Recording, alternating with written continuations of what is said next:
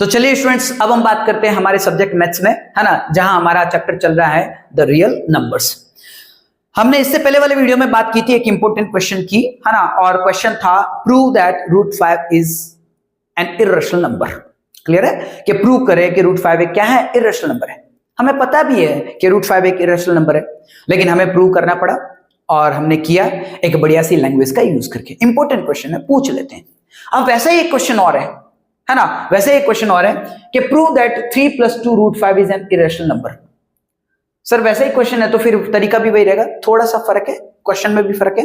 वहां पे आपके पास एक इर्रेशनल नंबर था, यहां पर इर्रेशनल नंबर के साथ मल्टीप्लाई किया गया एक रेशनल नंबर को, उसके बाद में उसमें जोड़ा गया एक रेशनल नंबर को। अब देखिए, है ना, √5 जो वो इर्रेशनल नंबर है, लेकिन 2 जो है वो रेशनल नंबर है। इन दोनों का पहले मल्टीप्लिकेशन हुआ, उसके बाद में एक रेशनल नंबर को अंदर ऐड कर लिया गया, जोड़ लिया गया। अब जो नंबर बना उसे प्रूव करना है कि इर्रेशनल नंबर है। बिल्कुल हम करते हैं, लेकिन इसे प्रूव करने से पहले मैं आपको ये इंपॉर्टेंट चीजें बताना चाहता हूं, है ना, इसको नोट कीजिएगा आप, है ना, ठीक है। सुनिएगा, मैंने कहा कि मान लीजिए कि R जो है वो रिप्रेजेंट कर रहा है रेशनल नंबर को और S जो है रिप्रेजेंट कर रहा है इर्रेशनल नंबर को, ठीक है ना। और ध्यान देना, आप ऐसा रेशनल नंबर लेना है, मतलब कहने मतलब 0 के अलावा आप कोई भी रेशनल नंबर ले लीजिए, है ना, मतलब रेशनल नंबर 0 नहीं है, कोई भी दूसरा हो सकता है, कोई भी दूसरा हो सकता है, रेशनल नंबर 0 नहीं है, ठीक है ना, तब ये काम करेगा, है ना। ये सारी सूरतें तब काम करेगी जब R = 0 नहीं है, ठीक है सर। अब आप एक रेशनल नंबर ले रहे हैं, एक इर्रेशनल नंबर ले रहे हैं, है ना, तब आप भले उनको जोड़े आपको इर्रेशनल मिलेगा, सीधी सी बात है। भले आप R + S कर दे आपको S ही मिलेगा, मतलब इर्रेशनल नंबर मिलेगा। अगर आप R - S कर देते हैं तब भी आपको S ही मिलेगा, मतलब इर्रेशनल नंबर ही मिलेगा। अगर आप R × S कर देते हैं तब भी आपको S ही मिलेगा, मतलब इर्रेशनल नंबर ही मिलेगा। और अगर आप R/S बोले तो रेशनल अपॉन इर्रेशनल कर देते हैं तब भी आपको इर्रेशनल नंबर ही मिलता है। इन चारों सूरतों में आपको इर्रेशनल नंबर मिलता है, इस चीज को दिमाग में रखिएगा। इसका मतलब क्या हुआ, अब देखिएगा, मैं यही बात प्रूव कर लेता हूं कि ये इर्रेशनल नंबर है।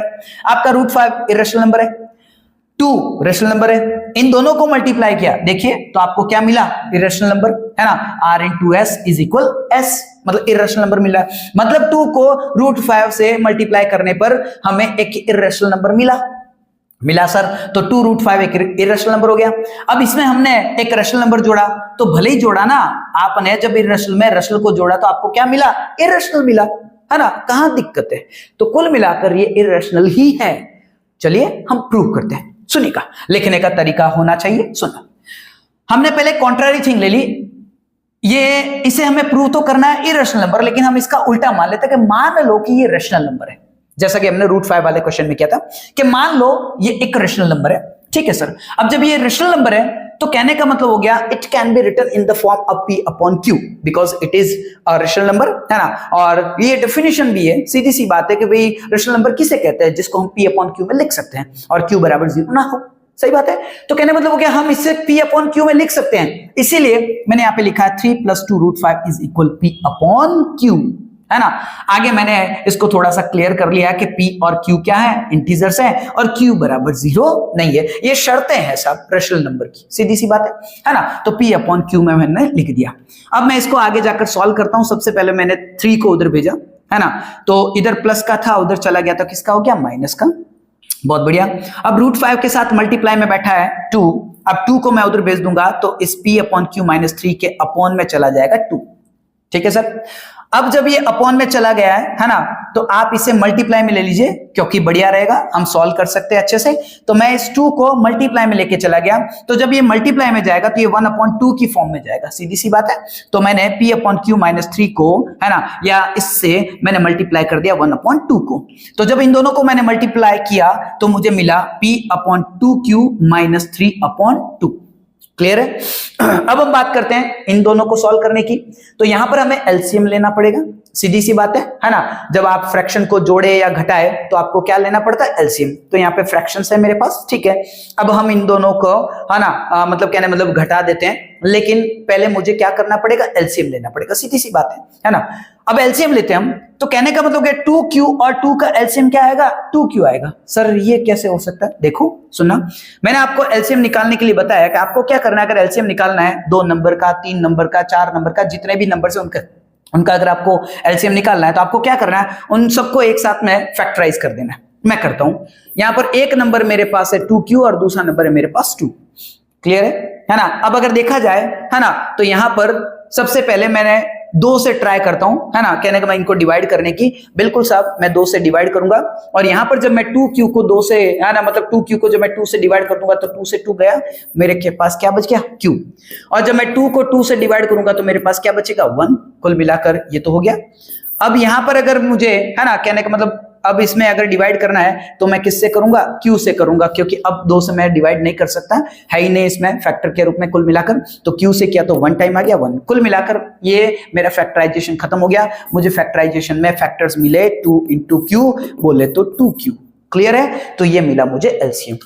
ठीक है, अब हम क्या करेंगे, इस 2q से डिवाइड करेंगे उस 2q को, तो कुल मिलाकर 2q अपॉन 2q करोगे तो क्या मिलेगा आपको, 1। इस 1 को ऊपर वाले p से हम मल्टीप्लाई करेंगे, तो जब किसी भी हम नंबर को 1 से मल्टीप्लाई करते हैं तो हमें क्या मिलता है, वही मिलता है। ठीक है, माइनस की जगह माइनस आ गया।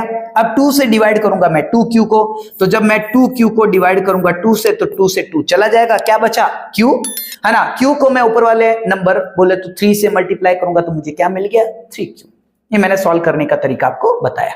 ठीक है, तो कुल मिलाकर अब मेरे पास आ गया √5 is equal p minus 3q upon 2q। Clear है, चलिए अब हम इसको आगे सॉल्व करते हैं। तो सुनिएगा, देखिए, अब मैंने कहा since p and q are integers, अब यहां पे p और q क्या है, इंटीजर्स है सर, है ना। इट मींस क्या हो गया, p minus 3q upon 2q is a rational number. सही बात है ना, कि साहब ये जो फॉर्म लिखा गया है, कुल मिलाकर हमारे पास क्या फॉर्म आया था, हमारे पास ये फॉर्म आया था। एक बार मैं फिर से दिखा दूं, क्योंकि वो जो स्क्रीन था वो पीछे चला गया, तो आपको शायद ना दिखे, है ना, कुल मिलाकर समझ में ना आवे, तो मैं ये इसको वापस लिख देता हूं। ये है हमारे पास, है ना। अब मैंने आपको पहले कहा था कि p और q क्या है, इंटीजर्स हैं, और जब ये दोनों इंटीजर्स हैं, इसका मतलब p minus 3q upon 2q क्या है, एक रेशनल नंबर। ये रेशनल नंबर है, इसका मतलब इसके बराबर वाला भी कौन है, रेशनल नंबर है ना। मतलब √5 भी क्या हो गया, रेशनल नंबर। लेकिन ये तो फैक्ट है, हम तो जानते हैं कि √5 क्या है, इर्रेशनल नंबर है ना। तो जब ये इर्रेशनल नंबर है तो ये इर्रेशनल ही होगा, ये रेशनल कैसे हो सकता है। आप समझे कि नहीं समझे, मैंने आपको क्या कहा कि भाई p और q यहां पर जब इंटीजर्स है तो डेफिनेटली ये क्या बन गया, एक रेशनल नंबर। लेकिन इस रेशनल नंबर को हमने इक्वल किया है एक इर्रेशनल नंबर के, जिसको हम जानते हैं √5 एक इर्रेशनल नंबर है। तो फिर ये दोनों कैसे, कहने का मतलब एक रेशनल और एक इर्रेशनल कैसे हो सकता है सर, ऐसा नहीं हो सकता। तो √5 अगर इर्रेशनल है तो p minus 3q upon 2q भी क्या है, इर्रेशनल। फिर भी लैंग्वेज में मैंने लिखा है ना। अब मैंने कहा आपको कि p minus 3q upon 2q is a rational number and so √5 is also a rational number. Clear, but लेकिन दिस स्टेटमेंट, ये जो स्टेटमेंट है ना साहब, ये फेक है ना, ये झूठा है ना। कैसे हुआ तो सुना, बट दिस स्टेटमेंट कॉन्ट्राडिक्ट्स, है ना। ये कहने का मतलब, ये जो आपका स्टेटमेंट है, ये कहने का मतलब खंडन करता है। किसका खंडन करता है, इस फैक्ट का। कौन से फैक्ट का, √5 क्या है, इर्रेशनल नंबर। ये फैक्ट है कि √5 एक इर्रेशनल नंबर है, लेकिन आप इसको क्या बता रहे हो, रेशनल बता रहे हो, है ना। तो कहने का मतलब आप इसको रेशनल कैसे बता सकते हो, जबकि √5 खुद एक इर्रेशनल नंबर है ना, जो इसके बराबर में बैठा है। तो जब वो इर्रेशनल है तो ये भी इर्रेशनल हुआ ना। आप कैसे कह सकते हो ये रेशनल है, इसीलिए यहां पे लिखा गया है बट दिस स्टेटमेंट, है ना, contradicts the fact that √5 is an irrational number. Clear? Now we conclude that 3 plus 2 √5 is irrational number. Hence proved. मेरे हिसाब से आपको क्लियर हो गया होगा।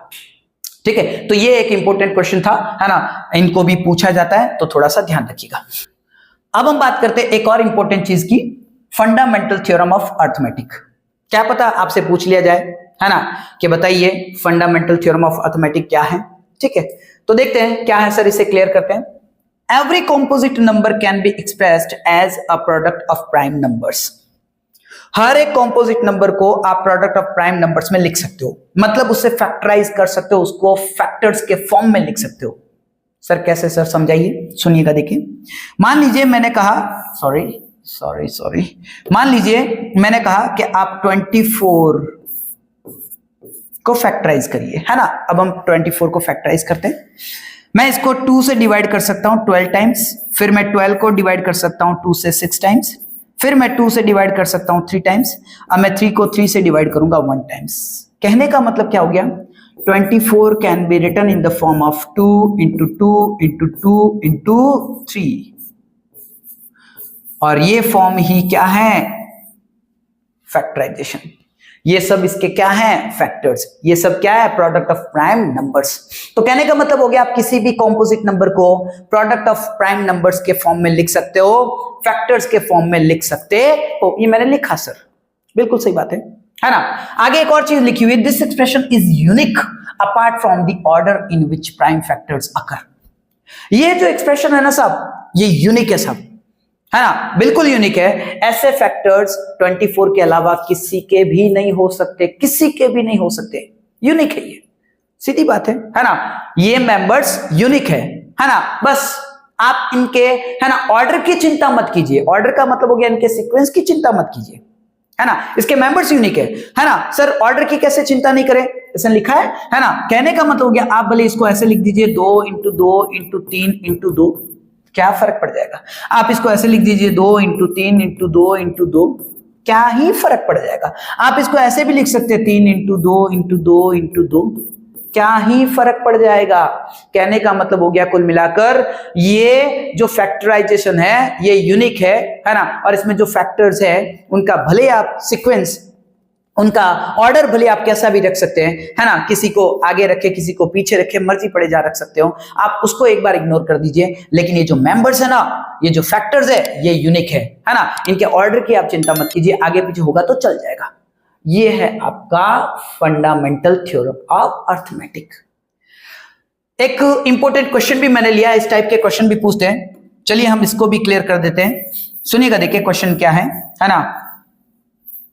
क्वेश्चन है आपके पास, 2 wires are 12 meters and 16 meters long. भाई 2 वायर है आपके पास, एक है 12 मीटर लंबा, एक है 16 मीटर लंबा। These wires are to be cut into pieces of equal length. इन दोनों वायर को आप, है ना, सेम टुकड़ों में काट सकते हैं। मतलब जितने टुकड़े, है ना, जिस लंबाई के टुकड़े आपने 12 मीटर वाले तार के भी किए, उतने की उतनी लंबाई के टुकड़े आप 16 मीटर वाले तार के भी कर सकते हैं। हाँ सर हम कर सकते हैं, बिल्कुल कर सकते हैं, ठीक है। Find the maximum length of each piece. आप ज्यादा से ज्यादा कितना बड़ा टुकड़ा रख सकते हैं, 2 मीटर का, 4 मीटर का, 5 मीटर का, 6 मीटर का, 8 मीटर का, जो भी आप कहे, है ना। तो उसने कहा बड़े से बड़ा टुकड़ा कितना रख सकते हैं वो बताइए। कहने का मतलब क्या हुआ, सुनिएगा, देखिए कुल मिलाकर ये है, सर अगर मैं 12 के 2-2 मीटर के टुकड़े कर दूं तो मुझे 6 टुकड़े मिलेंगे। बिल्कुल साहब मिलेंगे। क्या 16 के तू 2-2 मीटर के टुकड़े कर सकता है, देख लेते सर। बिल्कुल सर, मैं 16 के भी 2-2 मीटर के टुकड़े कर सकता हूं, मुझे कितने टुकड़े मिलेंगे, 8। तो ये 2-2 मीटर के टुकड़े किए हमने, क्लियर है। ये लेंथ हो गई 2 मीटर सर, हो रहे। लेकिन क्या पता इससे भी बड़ा टुकड़ा हो जाए, ये भी बात सही है ना। ये जरूरी थोड़ी है कि यही सबसे लंबी लेंथ है, आगे भी ट्राई करके देखो। सर 3 से ट्राई करके देखते हैं। ओके, अगर मैं 12 मीटर तार के 3-3 मीटर के अगर टुकड़े कर दूं तो मुझे टुकड़े मिल जाएंगे साहब। कितने टुकड़े मिलेंगे, 4। लेकिन क्या मैं 16 मीटर वाले तार के 3-3 मीटर के टुकड़े कर सकता हूं, नहीं कर सकता हूं। मतलब 3 तो पॉसिबल ही नहीं है सर, इसको मिटा ही देते हैं। जब 3 पॉसिबल ही नहीं है, या मिटाते नहीं है, इसको एक बार ब्रैकेट में पैक कर लेते हैं, ठीक है। इसको एक बार ब्रैकेट में पैक कर लेते हैं, ये हमारे काम का नहीं है साहब। जो 3-3 मीटर का टुकड़ा वो बिल्कुल भी काम का नहीं है। अब हम बात करते हैं 4-4 मीटर के टुकड़े। बिल्कुल सर, अगर मैं 12 मीटर के 4-4 मीटर के टुकड़े करूं तो हो जाएंगे सर। कितने टुकड़े मिलेंगे, 3 टुकड़े मिलेंगे सर, बहुत बढ़िया, ठीक है। अगर मैं 16 मीटर के 4-4 मीटर के टुकड़े कर दूं तब भी मुझे मिल जाएंगे। कितने टुकड़े मिलेंगे सर, 4 टुकड़े, है ना। तो यहां पर कितने मीटर की लेंथ रखी हमने, 4 मीटर। मतलब यहां हमने लेंथ रखी थी 2 मीटर, यहां इससे भी लंबी मिल गई मुझे 4 मीटर। अब क्या पता ये मैक्सिमम है, क्या पता इससे भी ज्यादा कोई मैक्सिमम मिल जाए, ट्राई कर लेते हैं। 5 से आप ना तो 12 को डिवाइड कर सकते हो, ना 16 को डिवाइड कर सकते हो, नहीं होगा। 6 से हम 12 को तो डिवाइड कर सकते हैं, लेकिन 16 को डिवाइड नहीं कर सकते हैं, नहीं होगा। जैसे 3 वाले में बात हुई थी, है ना। 3 से आपने 12 को तो डिवाइड किया, लेकिन 16 को नहीं कर पाए। उसी प्रकार 6 से हम 12 को तो डिवाइड कर लेंगे, लेकिन 16 को नहीं कर पाएंगे। 7 से ना 12 को डिवाइड कर सकते हैं, ना 16 को। 8 से आप 12 को डिवाइड नहीं कर सकते हो, 16 को कर सकते हो, लेकिन 12 को नहीं कर पा रहे। इसका मतलब ये हुआ, अब आप आगे जाओगे कोई मतलब ही नहीं निकलेगा, ठीक है ना। तो कहने का मतलब हो गया कुल मिलाकर सबसे मैक्सिमम टुकड़ा क्या आया, 4, है ना। मतलब ये हुआ कि मुझे 12 मीटर के भी 4-4 मीटर के टुकड़े करने हैं, 16 मीटर के भी मुझे 4-4 मीटर के टुकड़े करने हैं साहब। इससे बड़े टुकड़े आप नहीं कर सकते हो। क्लियर है? ठीक है ना। मतलब हमने यहाँ पे क्या निकाला? HCF निकाला है। क्या निकाला है? HCF निकाला है। कहने का मतलब हो गया HCF का मतलब क्या था? HCF का मतलब था कि साहब वो बड़े से बड़ा नंबर जिसको दिए हुए नंबर से, है ना, सॉरी, जिससे आप दिए हुए नंबर को क्या कर सकते हो? डिवाइड कर सकते हो। आप समझे कि नहीं समझे? HCF का मतलब क्या होता है? वो बड़े से बड़ा नंबर जिससे आप दिए गए नंबर्स को डिवाइड कर सकते हो, है ना। बिल्कुल साहब, यहां पर 4 ही ऐसा सबसे बड़ा नंबर है ना, सबसे बड़ा नंबर है जिससे मैं 12 को भी डिवाइड कर सकता हूं और 16 को भी डिवाइड कर सकता हूं। 4 से बड़ा और कोई नंबर नहीं है ना। कहने का मतलब क्या, मैंने यहां पे क्या फाइंड आउट किया? HCF फाइंड आउट किया। HCF ऑफ 12 एंड 16 कैसे निकालेंगे? तो मैंने निकालना आपको बताया है। पहले आप 12 को फैक्टराइज कर दीजिए, 2 से डिवाइड किया 6 टाइम्स, फिर 2 से डिवाइड किया 3 टाइम्स, फिर 3 से डिवाइड किया, बात खत्म। क्लियर है? अब हम 16 को फैक्टराइज करेंगे। ओके, 2 से डिवाइड किया 8 टाइम, 2 से डिवाइड किया 4 टाइम, 2 से डिवाइड किया 2 टाइम्स, क्लियर है, और 2 से डिवाइड किया 1 टाइम। सही बात है। कुल मिलाकर मुझे 12 के जो फैक्टर्स मिले वो मिले 2 इंटू 2 इंटू 3, क्लियर है। और मुझे जो 16 के जो फैक्टर्स मिले वो मिले 2 इंटू 2 इंटू 2 इंटू 2। अब हम क्या करते हैं? कॉमन लेते हैं। सही बात है ना। तो यहाँ पे कॉमन फैक्टर्स एक तो मिला हमें 2 और 2, कहने का मतलब दोनों में 2 मिल रहा है। ओके, एक और 2 मिल रहा है सर, बहुत बढ़िया। इसके अलावा और कोई कॉमन नहीं आ रहा है, मतलब हो गया 2 हमें कॉमन मिले, मतलब 2 इंटू 2 4, मतलब 2 2s मिले सर, है ना। कहने का मतलब ये हो गया, ठीक है ना। तो कहने का मतलब हो गया कुल मिलाकर 2 इंटू 2 बराबर क्या हो गया? 4। ये है इसका HCF। तो कहने का मतलब हो गया इस टाइप के क्वेश्चन में आपको क्या निकालना पड़ेगा? HCF निकालना पड़ेगा। ठीक है, तो कहने का मतलब हो गया ये मुझे जो आपको समझाना था ये मैंने कोशिश की आपको समझाने की, और मैं आशा करता हूं कि आपको समझ में भी आया होगा। ठीक है, चलिए अब हम बात करते हैं लाइक, शेयर और सब्सक्राइब की। अगर आपको ये सारी चीजें क्लियर हो गई है ना, तो प्लीज मेरे वीडियो को लाइक करें। आपको लगता है कि आपके किसी दोस्त के, किसी और के कोई काम आ सकता है, ठीक है, तो उन्हें मेरे यूट्यूब चैनल को शेयर करें, उन्हें मेरे चैनल को रेकमेंड करें। आप भी सब्सक्राइब करें, दूसरों से भी सब्सक्राइब करवाएं। अब रही बात आपके स्क्रीनशॉट्स की, तो मैंने आपको हर वीडियो में बता रखा है कि आप ये जो मटेरियल मैंने बोर्ड पे लिखा है ना, इसको आप स्क्रीनशॉट के रूप में, है ना, प्राप्त कर सकते हैं। कहां से? तो हमारे टेलीग्राम चैनल से। हमारे टेलीग्राम चैनल का लिंक जो है नीचे डिस्क्रिप्शन में दे रखा है। चलिएगा, इसके बाद मिलेंगे हम एक नए वीडियो के साथ, ठीक है, एक नए मटेरियल के साथ में। तब तक के लिए आपको थैंक यू वेरी मच।